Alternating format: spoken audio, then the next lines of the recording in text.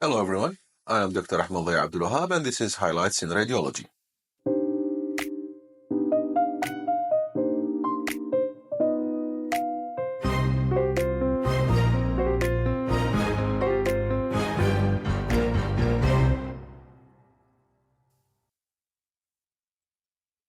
In our everyday practice, we find a lot of lesions in the neck.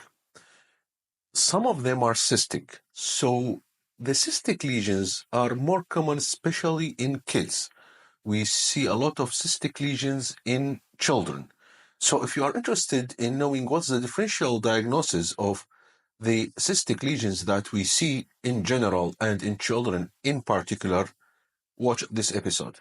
The differential diagnosis of a cystic lesion in children is one of the following. It's either thyroglossal duct cyst, dermoid cyst, brachial cyst, lymphangioma, ranula, or jugular ectasia. So let's start with the thyroglossal duct cyst.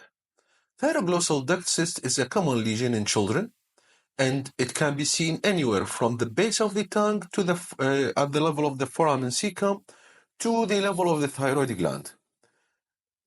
The distinguishing thing about thyroglossal duct cyst is that when you ask the patient to protrude the tongue like this, it will move upward.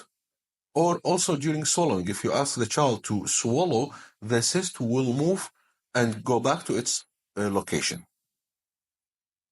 Whenever you see a thyroglossal duct cyst, keep in mind you have to look for the thyroid gland. Is it normal? Is it there in its anatomical position? Sometimes the thyroglossal duct cyst can contain the remnant of the thyroid gland, and it even can be the only thyroid tissue present. So we have to be careful about the position and the size of the original thyroid gland. The thyroglossal duct cyst can be anechoic or can be hypoechoic, containing some internal echoes. If it has some complication like infection or previous bleeding, you will see some internal echoes. The majority of the thyroglossal duct cyst will be located about 2 centimeters off the midline, not in the midline, off the midline. So this is the demonstration of the different positions that we might see the thyroglossal duct cyst. Can be up here, or can be level of the hyoid bone, or can be somewhere just related to the thyroid gland, immediately above the thyroid gland, and usually it's in the midline. Now, if we look at this ultrasound, we can see this cyst. It has some internal echoes, and it moves with the swallowing and with tongue protrusion, suggesting thyroglossal duct cyst. Another example here, you can see it's almost at the midline. We said the majority are off midline, but this is at the midline, and you can see the thyroid gland here, and this moves with swallowing, confirming it is a thyroglossal duct cyst. Another example, this is a typical off midline. You can see it's a big one, and this is the normal thyroid gland, and you can see here the carotid artery, the common carotid artery. In CT scan, you will see the thyroglossal duct cyst as a cystic lesion, usually not at the midline, just off the midline, and it's purely cystic and does not show any significant post-contrast enhancement. A sagittal reconstruction, and here we can see the thyroglossal duct cyst just above the hyoid bone and at the level of the base of the tongue. What is important to comment on here is the presence of a normal thyroid tissue. The second differential diagnosis is a dermoid cyst. Dermoid cyst, like dermoids anywhere, it contains epithelium from different elements of the ectoderm, like skin, hair, follicles, sebaceous glands, sweaty glands. Some of them can be seen in the head and neck region, especially around the area of the orbit and in the midline of the neck. It has a predilection for the suprasternal notch. We commonly see it in the head and neck in the suprasternal notch region. Commonly, it's hypoechoic, but as it's a dermoid containing different tissue elements, it can be inhomogeneously or heterogeneously hypoechoic. Contents of the dermoid cyst generally have more homogeneously hyperechoic content, opposite to thyroglossal duct cysts. The thyroglossal duct cysts are usually hypoechoic, may contain internal echoes, while dermoid cysts are more on the hyperechoic spectrum. For example, let's see here. This cyst can be a thyroglossal duct cyst or can be a dermoid cyst. However, if you look at the content, it's more on the hyperechoic side, suggesting possibility of a dermoid rather than hypoglossal duct cyst. Again, here you can see this hypoechoic cystic lesion. It was a dermoid cyst, although the differential diagnosis includes thyroglossal duct cyst. It's very similar. It's hypoechoic. Maybe the movement with tongue protrusion or the swallowing will be different, and this will help us to have the diagnosis. Again, on CT scan, you can see it's a cystic lesion. It's purely cystic, nothing, no soft tissue component, no post-contrast enhancement. Another example, a big one you can see here at the base of the tongue. And this appearance is very suggestive of a dermoid cyst. You can see this foci of fatty tissue within the cyst. When you see this, it's very suggestive of a dermoid cyst. In the MRI, again, you can see it's purely cystic at the submental region, and you can see these foci of fatty tissue. This is a T2 fat saturated image. These are suggestive of a dermoid cyst. Now, the third differential diagnosis, which is very common and we see it a lot, is the brachial cleft cyst. There are several brachial clefts.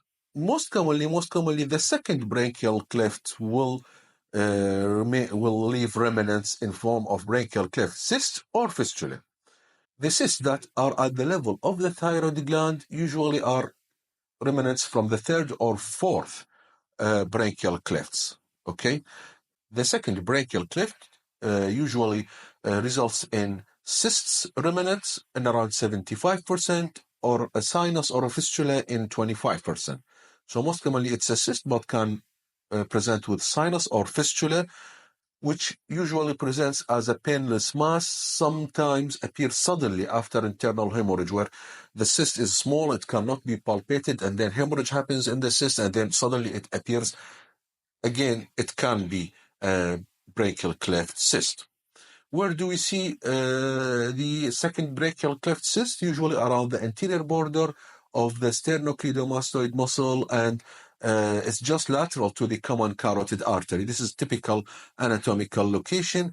If it is more cranially located, you will see it between the internal and external carotid arteries. Like you see here, if you look, this is the second brachial cleft cyst, and it's between the external and internal carotid artery, just anterior to the sternomastoid muscle. This is a typical anatomical location of a second brachial cleft cyst. Sometimes we see what's called the beak sign, which is the curved rim of the lesion pointing medially toward the medial aspect between the internal and external carotid artery. Like we see here, this is the beak sign. Beak of the cyst points medially just between the external and internal carotid arteries.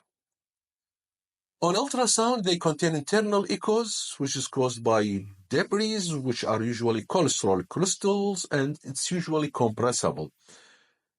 If there is a fresh internal hemorrhage, it suddenly appears in the region, it might not be compressible and can be inflamed, can form pus, and presents as empyema. So let's see some radiologic examples of the thyroglossal duct cyst. For example, here you can see this cystic lesion. It has heterogeneous contents, and this is the internal and external carotid arteries. It's at the level of the bifurcation. Another example here, you can see at the level of the carotid bifurcation, you can see this cystic lesion. It's homogeneously hypoechoic in this condition. On CT scan, at the level of the carotid bifurcation, you can see here the external and internal carotid arteries. The lesion is typically located at this level, just anterior medial to the sternocleidomastoid muscle. On MRI, you can see the cystic lesion at the level of the bifurcation, and you can see some, and this is T1 fat-saturated post-contrast, you can see some enhancement in the surrounding soft tissue, suggesting some sort of complication like internal hemorrhage or infection or inflammation, etc.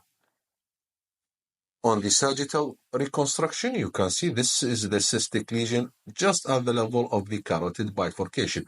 All of these are second brachial cleft cysts. Now, as we said, in 25% of the cases, the second brachial cleft will present with sinus or fistula. It's not cystic, but I think we should say a few words about it before we move to the other differential diagnosis.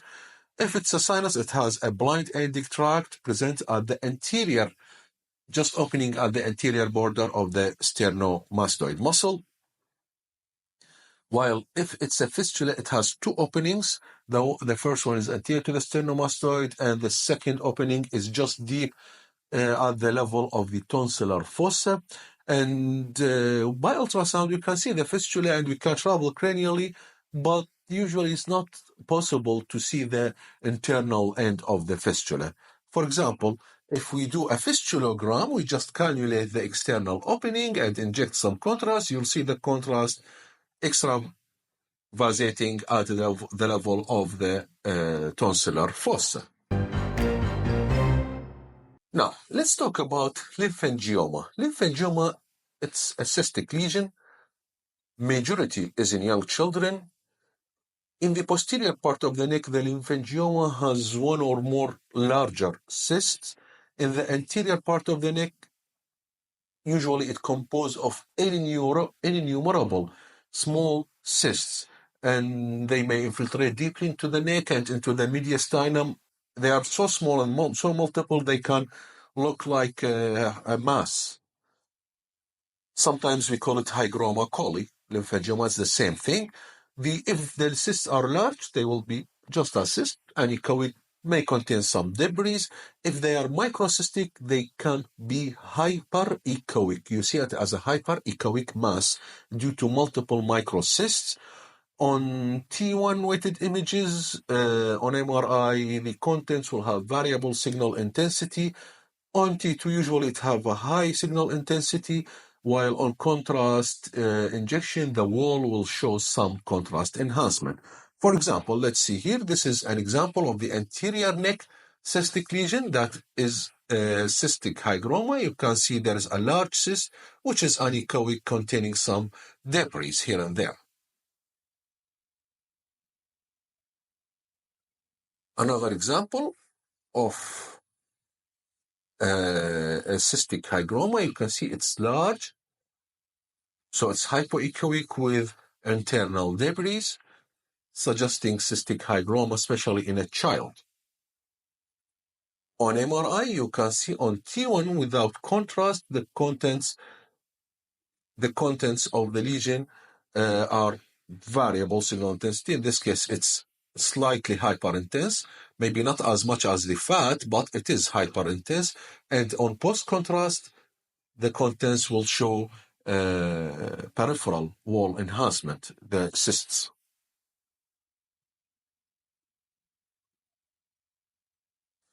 On a CT scan, sagittal reconstruction, you can see it's large cystic lesion, large one. It's not microcysts, big cysts in this condition, with fluid density and no significant post-contrast enhancement. It can be very large, and it can even infiltrate the neck and the superior mediastinum with a cystic content. Again, can be cystic. This is presentation of cystic hygroma.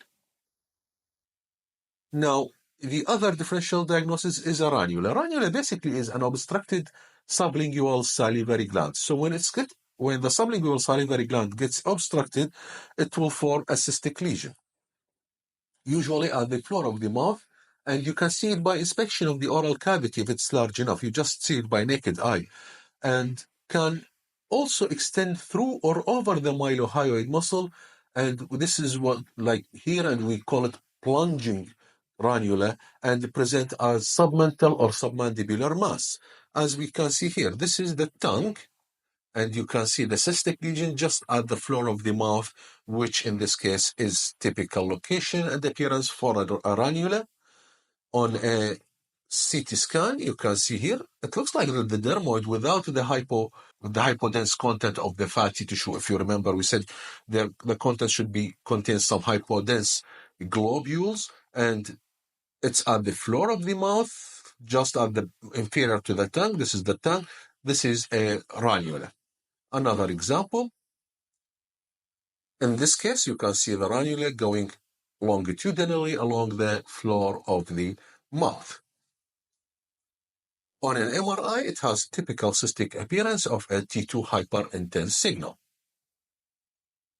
The last differential diagnosis is jugular ectasia, which is basically abnormal dilatation of the internal jugular vein when the child is straining, like crying, for example. The internal jugular vein got so big it bulges off the side of the neck, and the ultrasound can easily demonstrate that the jugular vein will become enlarged during straining. For example, in this condition here, you can see this child is normal internal jugular vein when the child is quiet, and when he is straining, it gets suddenly big and dilated internal jugular vein. On a CT scan, you can see this is the dilated internal jugular vein due to jugular ectasia. Sometimes they call it phlebectasia. And this is the internal jugular vein on the other side, the normal side. Of course, this should be done during straining. The child is crying or straining or whatever. Can be very big, like in this condition. It's a big internal jugular vein, and this is the normal internal jugular vein.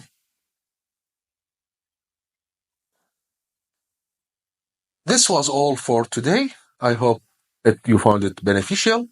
I just want to remind you that about 60 to 65% of the people who are seeing us are not subscribed to our channel. So please hit that subscribe button, help us, support us, and share and like the videos, and tell me if you have any notes or anything you want us to talk about in the coming episodes. I am Dr. Ahmed D. Abdulwahab, and this is Highlights in Radiology. See you next Friday. Bye.